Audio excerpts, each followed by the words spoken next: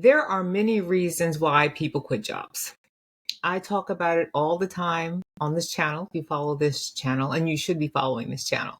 Um, but in this particular video, we're going to be talking about leaving for reasons of toxicity. I mention all the time that in the United States, it's not a rare occurrence to quit your job. 3 million people a month quit their jobs in the US, right? And there are myriad reasons why that happens. But I think it's very important to go deep on an important reason why. And that is why the focus today is toxicity. And specifically, the focus is on how this impacts Black women. What happens after they quit? They quit, and then what, right? So we're going to get into that conversation. And for that, I'm very happy that we have just the person, just the expert to talk about this. We have Dr. Kimani Norrington-Sands. Welcome to the channel. And please take a few minutes to introduce yourself.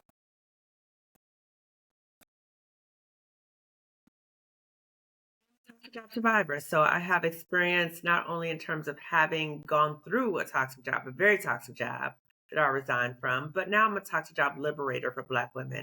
So I offer resources, masterclasses, summits, and my YouTube channel, which is Lifting As We Climb Consulting Wellness Services, where I share information with Black women about toxic jobs, how to heal from a toxic job, what it's like to be in that situation, and just to provide that support so the Black women know they're not alone in being in a toxic job. So that's a lot. That's a lot of understanding. That's a lot of support. But let's do something that may be obvious to some people. How would you define a toxic job versus just, a bad job? That's a good one. So first, I want to say that this is something we're going to be talking about during the upcoming masterclass that you and I are going to be a part. You're going to be a part of. So the masterclass, how to heal after leaving a toxic job. That's one of the key things we're going to talk about is how to even identify your job as toxic. Because I think a lot of people are like, my job is bad, but all jobs are bad. You just got to deal with it. But how do you know it's toxic is when it starts harming you physically and or psychologically. A bad job might be maybe you didn't get a certain promotion, or maybe you just don't like the work. You don't like the work. You don't like your boss. But it's not toxic. A toxic situation is where you might be in a situation where your boss is targeting you, micromanaging you. People might be throwing you under the bus. You may be repeatedly denied promotions, even though you have the skills and abilities. Being treated like pets a threat. So if your listeners are not familiar with pets a threat, I want to explain just briefly what that is. So pets a threat was created by 3 Black women researchers, Dr. Juanita Johnson Bailey, Dr. Keisha Thomas, and Dr. Rosemary Phelps. And that deals with when a Black woman comes in the workplace and she's sought out because of her outstanding abilities, and they love her. Alisia, I love her. She's so smart. I love her. I love her. But then Alisia, or whoever you are, you start outshining other people in the workplace, and there's a shift in terms of how you're treated as a threat. And so there might be different things they do to make it so uncomfortable for you that you really just want to get out of there. So it's a series of negative things that you may encounter in the workplace. That's toxic, because then it starts having an impact on you in terms of physically and or psychologically. So you could have a range of different symptoms. You can have issues of your blood pressure's going up. Maybe you have blood sugar levels, that might be going up. You're gaining weight, you're losing weight, you're having GI problems, you can't sleep, you're having nightmares. The job might remind you of trauma triggers you have in your own life, and or the job might be a source of trauma for you, where you have a sense of dread waking up. And so those psychological symptoms can really be pervasive. So it doesn't impact you just at the job, it impacts your whole personal life. So now the job is like consuming you in a very negative way. So those are just some of the things that could happen to you. And at this extreme, what we've also seen are situations where people have suicidal thoughts or homicidal thoughts or behaviors. So we saw what happened with Dr. Antoinette Bonnie Cundia Bailey in relation to actually dying by suicide in which those reports came out that it was in large part due to her job and workplace bullying. So again, the toxicity might look different for everyone, but the main thing that we need to recognize is that it's starting to cause you harm physically and or psychologically. And you might start feeling the symptoms or seeing the symptoms, but you say, oh, it's not that bad, or oh, all jobs are that way. But we cannot lie to ourselves because the toll is cumulative. Because you think about weathering is you deal with this chronic stress, and it causes an impact on not only the quality of your life, but how long you might live. And so we really need to take it seriously and pause when we start experiencing these symptoms. Wow, that's a lot. How long, you're bringing in issues of life and death. Mm-hmm. On this There's channel, stress. yeah, well, look, on this channel, we're talking about following your North Star, right? Because Mm-hmm. in your life, you deserve to be living one of fulfillment and meaning and wellness as Mm-hmm. well. Mm-hmm. And here we talk about your North Star as being your needs, your aspirations, your values, your interests, and your superpowers. Mm-hmm. How might the toxicity that you're describing Mm-hmm. impact somebody's ability to even know what their North Star is, much less Mm-hmm. follow their North Star? How do you Yeah. see them related to one another? Yeah, because perhaps when they came into the job, they had a clear vision of what their North Star was, and maybe their vision of their North Star and the job, maybe they may have perceived that it was aligned. And they get into the job, and over time, they realize, no, it is not aligned with my North Star. And then they start feeling a sense of, was that really my North Star? Or is there something wrong with me? So now the environment, the job environment is gaslighting you. And then you start self gaslighting yourself and questioning, do I even know my North Star? Like something must be wrong with me that I'm not able to get to my North Star. So now what you're doing is the job is defining for you what your worth is. So now you're seeking outside of yourself that sense of direction, that sense of validation. And that's dangerous because then people can manipulate you. And so I think we get kind of off course when we're in these toxic jobs about what is really our North Star. And then we give our power away because we're constantly trying to seek that validation or that direction from a job that is really intent on not only manipulating us, but also exploiting us and harming us. One thing that comes to mind, and that in this instance, you were talking about how it can deteriorate into the thing. Hmm. How often are you seeing people walking into a job that was toxic to begin with? And for some reason, she just didn't see the signs, didn't want to Hmm. see the signs. How Hmm. often do you see that being the issue? A lot. And I even hear Black women talk about, even during the interview, they recognized some red flags, but they said, you know what? I need this job, or I can play the game because I've already peeped it. So I can kind of maneuver around this person or the situation. But once they get in it, they realize, no, you cannot maneuver your way around because it's not just that one person. The whole system is toxic. You might think it's the one person, but it's not. It's the whole system. So you get into the situation and then you start kicking yourself in the butt, like, why am I here? But you need to have some self forgiveness and understanding that you may have taken that job because of desperation, because of survival issues, or because of a dream you may have had for that job. Or maybe they just straight up lied to you and you get in a job and you're like, wait a minute, this is not what I thought it was going to be. But at that point, then you might feel stuck and or you might feel the need to really prove your worth or prove that you can make it work. And then you end up staying there longer. What percentage of women would you say never leave a toxic job? I would say the vast majority of the Black women who reach out to me, I don't say never because we don't know what they might do, right? But before they've contacted me, they've had significant difficulties leaving that job Mhm. because of questions and fears about what might happen if they leave the job, or How are they going to replace their income? Are they going to end up homeless? So all these fears, or people projecting their fears onto them.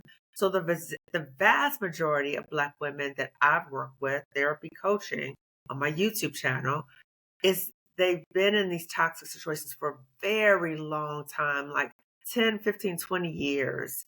And they know it's toxic, but they feel stuck and they don't know what to do. They don't know how to get out.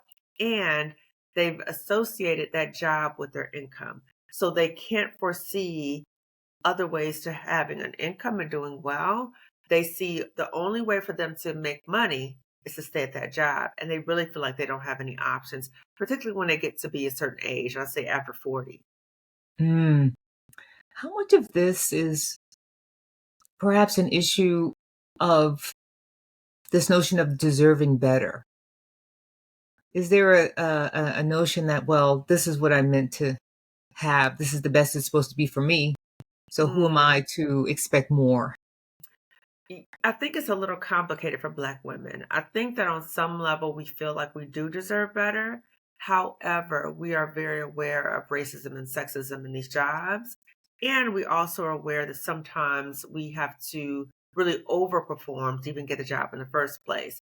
So we might start believing that we don't have the luxury of being treated a certain way as other women in the workplace may. And so we say, you know what? That's just the way it is. I just gotta handle it. I gotta deal with it. And that's just how all jobs are. And when we think about the possibility of leaving, what I've heard from so many Black women too, in terms of why they stay, not only the fear of what might happen if they leave or how they're going to replace their income, is they will say, I would rather stay with the devil I know than the devil I don't know. So to them, there's a degree of, they think, safety and security and stability at that job. But that's not true. That's what they're comfortable with. So they're comfortable with the toxicity, but it's not safe, right? If you're looking behind your back all the time, waiting for somebody to come get you, or you are like on guard all the time, or you're masking all day at the job, it's not safe. It's not predictable. It's not stable. Anything can happen at any point with your job. Okay. So it's not stable. So we have to think about, is this because I'm comfortable with this because I know what to kind of expect? Or is it really a safe, stable environment? More than likely, it's not a safe, stable environment if it's toxic. I'm going to build on that. I wonder to what extent, the devil, yes. Hmm. Hmm. And do you think maybe there might be a confidence issue there that maybe, I wasn't able to see the toxicity here. I might go over there and I might Hmm. miss it again. Yes, yes, yes, yes, yes. So that is something we're going to talk about in the masterclass as well. Okay. So we're going to talk about why it is so important to heal when you've been in a toxic job, because if you're not healed or on the healing process, you might end up in another toxic job that's just as bad or worse. So recognizing, you know what, I may have missed the red flags initially, but what do I need to do, or what are the things that I can recognize going forward so I don't end up in another toxic job? Wow. And do you feel like I can imagine that might be difficult for some people? I Oh, mean, it's they wouldn't be coming to terrifying. you, It's right? If they terrifying. could manage Yeah. it. Yeah, it's terrifying. I just think about for myself when I was in the situation, I was so terrified.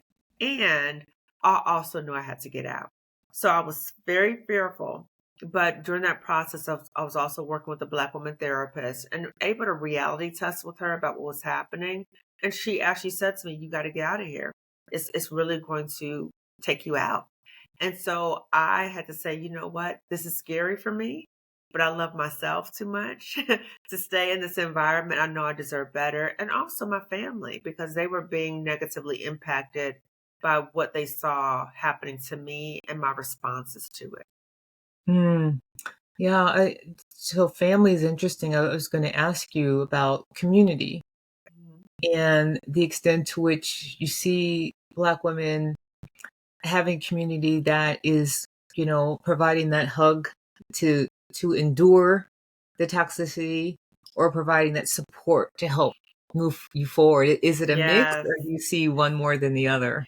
I see a mix. So one part is a trauma bonding. So as Black women, we're so used to these toxic work environments that it might be like a trauma bonding about, girl, let me tell you what happened in my job. Oh yeah, me too. That happened in my job. And let me tell you about this, right? So that's a trauma bonding. But at some point, thinking about, is this all we talk about? Is our job really what brings us together in relationship with one another? And it may be. So recognizing, do you have those types of relationships? And if you do, sit back and think, do I want to continue on this path?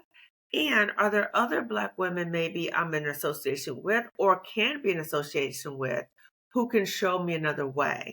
Maybe they've left a toxic job. Maybe they're doing better after leaving a toxic job. Or they may be in a similar position as you and they're like, you know what? I want out too. So let's really come together and be accountability partners as we work together to come up with our exit plan. But again, Masterclass, we talk to you about exit planning. So you're not on your own trying to figure out how to create an exit plan. When somebody's in a toxic job, right? Mhm. Is there something that it reveals about the person themselves, or is It it can just reveal the job? It can reveal a lot of things. One thing that it can reveal is that it can reveal that you have some unresolved childhood wounds.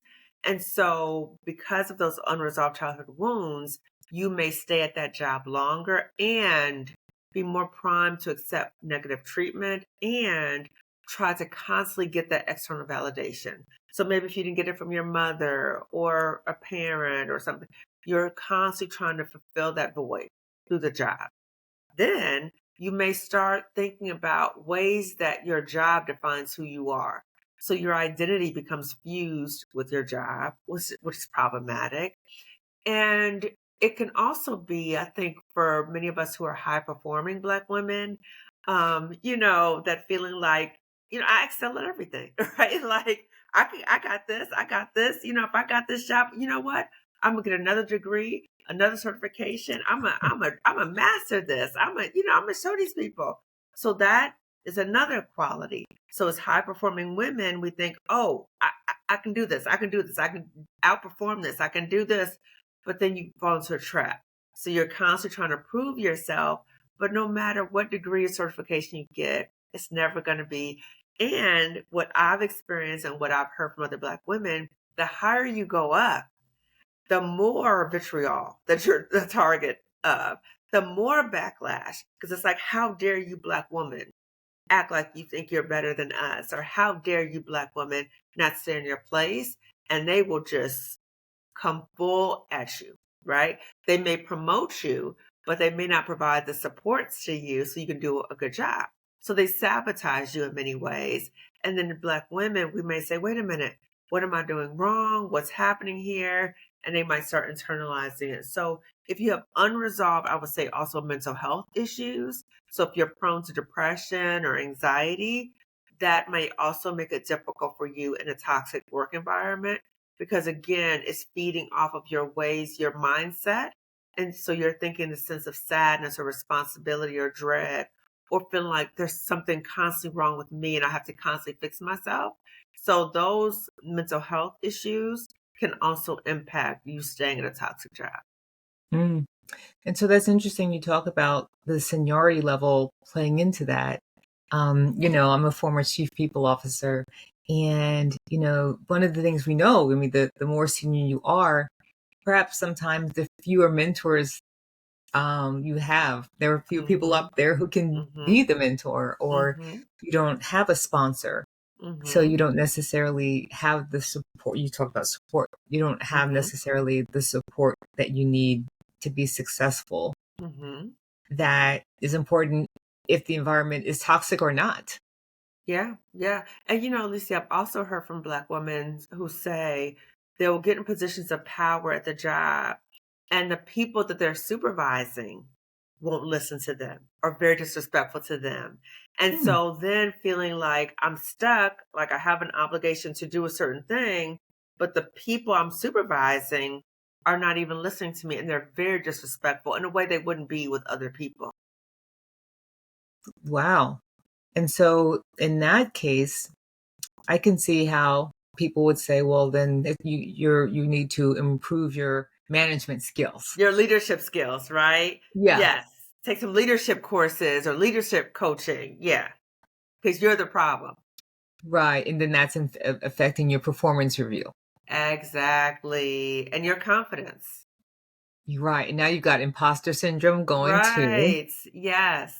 Yes. So now And we're when swirling. you're at a higher anxiety level, you may be more likely to make mistakes because you're not thinking rationally all the time because you're so anxious all the time because you know people are looking out for you and they probably are. They're probably looking at nitpicking, oh, see, she didn't do that right, or oh, so and so, like gossiping about you. And so just thinking about coming to those hostile work environments and still expected to perform at a very high level. How how often do you find that in order to move to a situation, I'm going to maybe use the word safety, Mhm. of more safety, are you finding people staying in the same career but needing to be in a different organization? Mhm. Or, maybe they just like, this is what this career is like. If you're going Mhm. to, be a trader on Wall Street, you Mhm. know, it's not a warm and fuzzy place for Right. anybody. Right. So if that's not you, then moving to another bank isn't probably going to change. So to what extent do you see people realizing that, I'm in the wrong career because the kind of people that I need around me for me to feel safe aren't in this Mm. career? Good question. Um, Yeah, I think that will be a situation where it'll be good to go to therapy to talk mm, that out, to process that out. Like, is this something you even want to do anymore? Like, you may have gone to school for it, you have all this experience, but do you want to continue doing that? And if not, then thinking about what are the ways to pivot. And no matter what age you are, because I hear Black women like 50 and above, like, I can't pivot because I'm about to retire. I'm about to. No, at any age, you're able to do that. And the concern is, well, what happens to my retirement? I would suggest or invite Black women to really look at if you leave that job, what does happen to your pension or retirement? Could you hold on to it and roll it over to something else? I talk about that a lot in different master classes because I was that woman. So I was like, what's going to happen? Well, I'm going to be able to, I've rolled it over. I've rolled it over. So that is an option. You don't just automatically lose it, but really get informed about what you think you might be losing, but what is the reality. But if you get to a situation where you're like, you know what? I don't even like this. Like, I don't like this line of work. I want to do something different. It is okay. So, what do you want to pivot to? And what does that involve you doing? Also, recognizing, yes, you can go to a different job, but again, important for you to heal or go through a healing process. You don't end up in another toxic job. If you say, you know what, I do like banking, but I don't like this bank. Okay. mhm. So, the healing is important as you transition. And again, being able to distinguish between bad job and a toxic job. Bad job is, I don't like some things happening here. Toxic is, this job is harming me. So harm, i- how, as people try to understand toxicity and what it can do to you as a Mm-hmm. person, Mm-hmm. to what extent are you seeing the impact being more or less a short-term impact Mm-hmm. and, versus, or, something having a very, very long standing impact on who you are, right? They talk about people who have been unemployed for long periods of time. They never Mm-hmm. forget that and they become a Mm-hmm. little bit more risk averse and stuff like Mm-hmm. that throughout Mm-hmm. their career. Mm-hmm. Does leaving somehow a toxic environment have short and long term impacts on the person? Yeah. So some of the short term is when you leave immediately, generally you have a sense of relief, like, oh, I'm so glad I'm out of there. But then soon after that, you start having these grief feelings that might seem very confusing to you. Why am I Mm. grieving a place that was toxic to me? But you might be grieving a number of things. You might be grieving the dream you had about the job and you realize that wasn't fulfilled. You also may experience maybe when you were at the job, maybe you trauma bonded with your coworkers, maybe you liked some of your coworkers, those relationships are gone. They're not the same way. Or you may have had situations where people may have betrayed you. So all of that grief is there. and we don't process it, again, it can make you more prone to end up in another toxic job, and or it can keep you in that stuck emotional state. So I've had Black women who've left a toxic job 5, 10, 15 years ago, and they're still stuck with what happened at that previous job. And so it's kind of like metabolizing what has happened to us. When we don't do that, then we kind of get stuck in that mess. Yeah. And Do in the you long term, I'm sorry, I didn't answer. No, go So ahead. long term, so again, it might be the short term, long term, right? So like I said before, it might be short term elation, and then like, why do I not feel super excited? Like, why am I feeling all these feelings?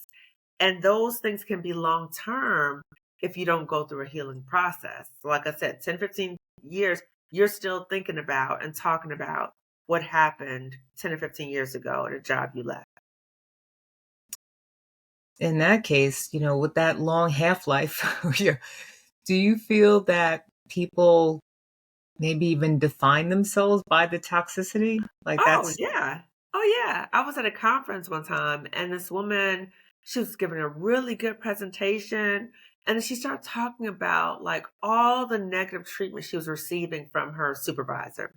And it was really bad. And she was like, I'm getting sick. I've had to go to the doctor a number of times. I've had panic attacks. Like she's saying all these negative things have happened to her. And she said, but I'm going to stay because I need to be there for those Black students. Even though these things were happening to her, it was making her sick and, all these things. And she was saying, I'm just going to make it there until I retire. And I was sitting there listening to her, so sad for her. And I was thinking, sis, I appreciate your dedication to the kids, but at the rate you're going, are you going to make it to retirement? You're talking about go to the hospital and you're having all these physical symptoms. I don't know. I don't know if it's really worth it. Yeah, and not to mention the behavior she's modeling. That's true for the kids, right? That you Maybe let making it people, worse. yes, you let people attack you and you just stay with it. No.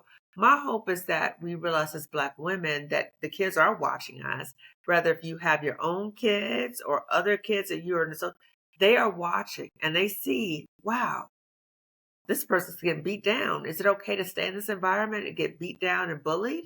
My hope is that we want to model for kids when people treat you in a certain way and you see it, you peep it, that you start preparing yourself to exit to somewhere else where you're not disrespected and you feel some degree of psychological safety in the workplace.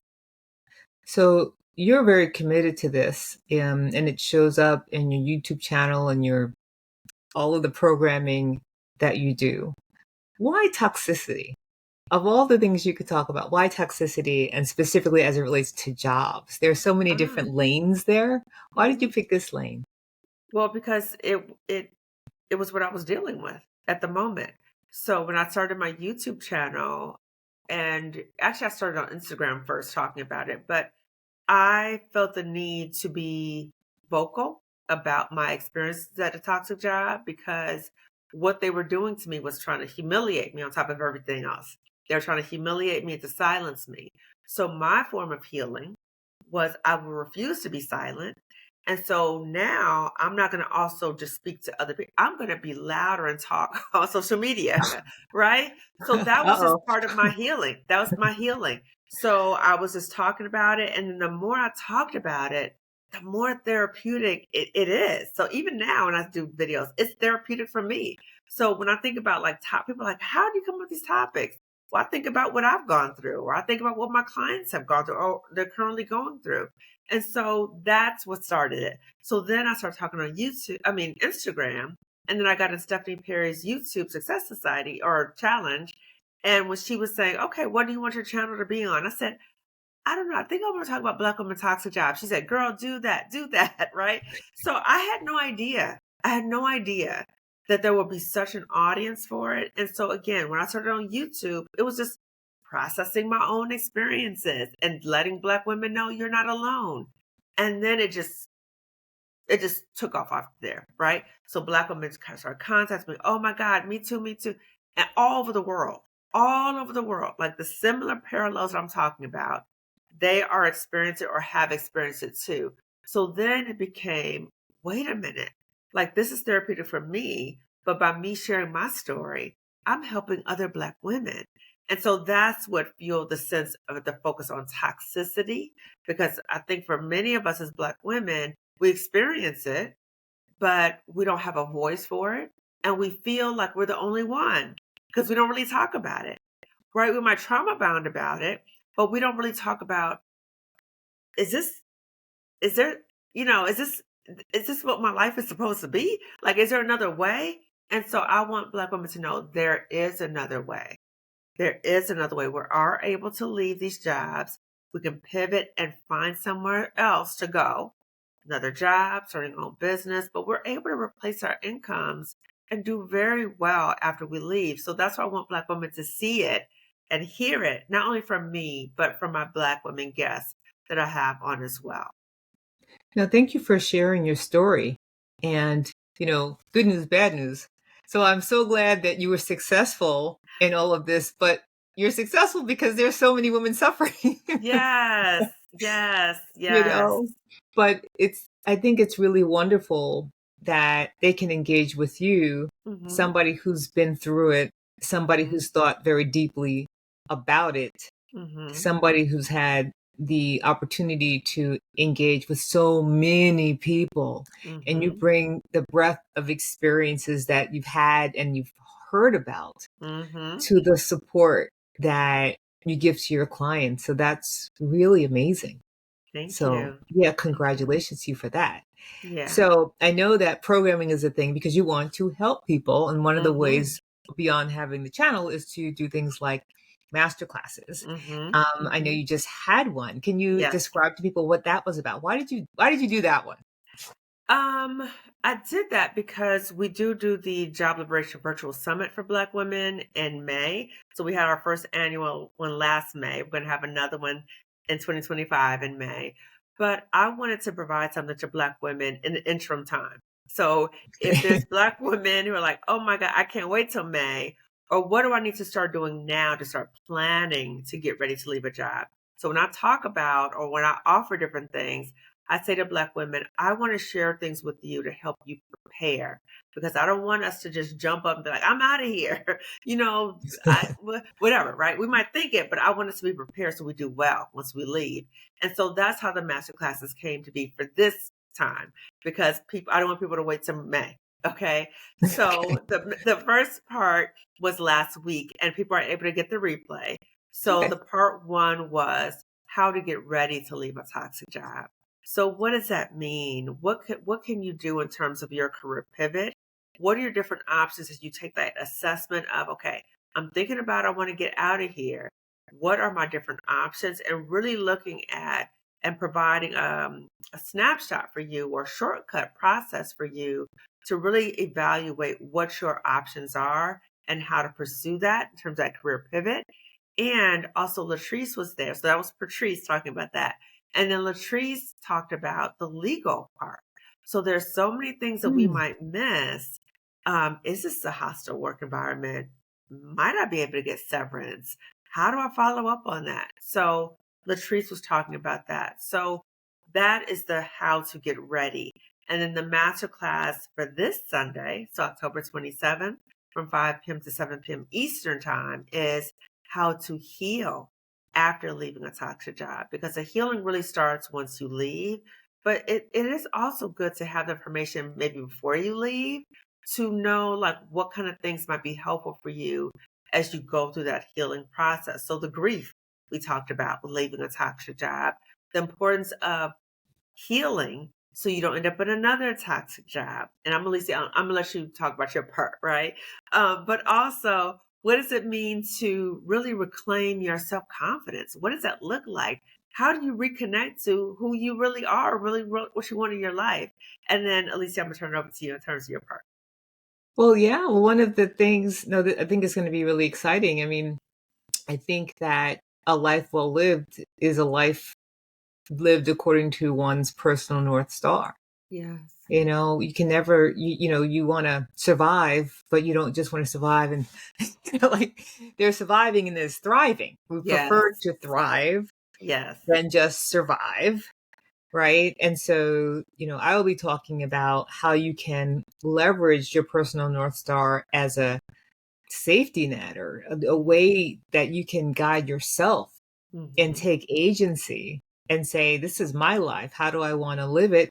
And put the energy into figuring out where you even want to be once you've survived so that you can thrive and Yeah. walk forward so that it's behind you. Yes, yes. And I think too, with the masterclass, we're going to talk about and really let you know that healing is possible.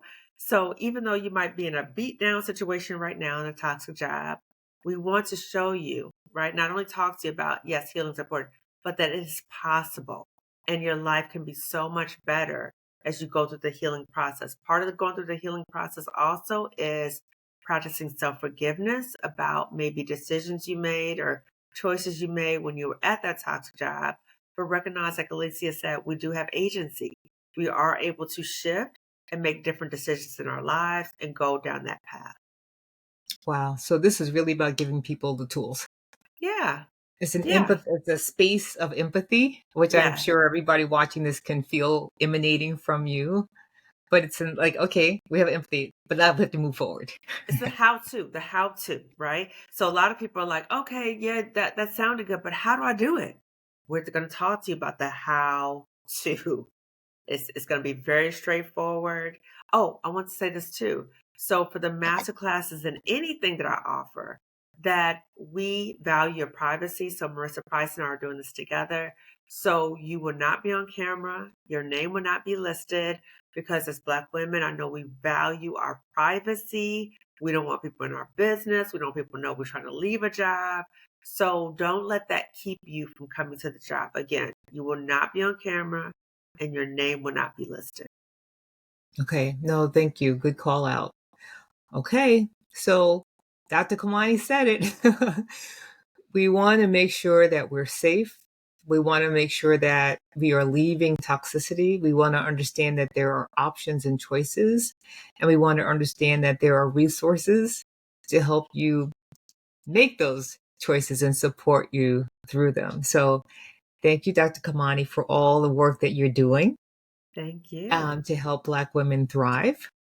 And how might people follow you and keep up with you? Okay, yes. So follow me on YouTube. So subscribe to my channel, Lifting as We Climb Consulting Wellness Services. I generally go live every Sunday at 8 p.m. Eastern, 7 p.m. Central, and 5 p.m. Pacific time. Because again, this is therapeutic for me. So when I was at the toxic job, 5 o'clock p.m. Pacific time was the worst day of the week for me that time because I knew I had to go back to the toxic job. So for me, I reclaimed that.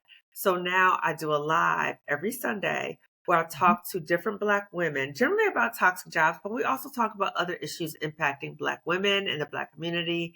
So tune into that. So again, check out my YouTube channel.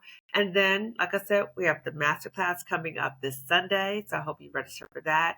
And I also have replays of master classes. So we had the master class that just passed, how to get ready to leave a toxic job. I also have the replay of the Job Liberation Virtual Summit for Black women, which help Black women prepare to leave that job and do well. So talked about different ways to replace your income, how to, and also the how to's with your healthcare benefits, your retirement, how to, what do you do about that? Okay, those are very important. So you can get access to replay to that. And then we have the waiting list for 2025. And then I also have other master classes. So we'll have the Save Yourself masterclass that I did with Emery Archer, the anti-HR lady, where she talked a lot about severance and documentation and all that. She's an attorney and an HR consultant. So that's available on my website. And then I also have the financial masterclass. We're going to have another one coming up in January. So we have a waiting list for that. And that is me and Dr. Roche Brown. So she is a Black woman clinical psychologist who's also a financial psychologist. And she's a financial psychologist that I work with to get my money straight before I resign and just to make sure I had a financial exit plan. So I was like, you know what? I'm a partner with you to provide this to other Black women. So there's so many resources available to you on my website, which is liftingasweclimbconsulting.com, as on my YouTube channel. So I am here. I'm channeling my inner Harriet to help as many Black women as I can to get out of these toxic work environments and to find their North Star and get to freedom and liberation and live the life that they deserve. I cannot top that. Thank you very much, Dr. Kamani. And everything that you said, the links to that, you all can find in the description. So thank you. Until next time, and I'll see you on Sunday. Yes. Take care, everybody.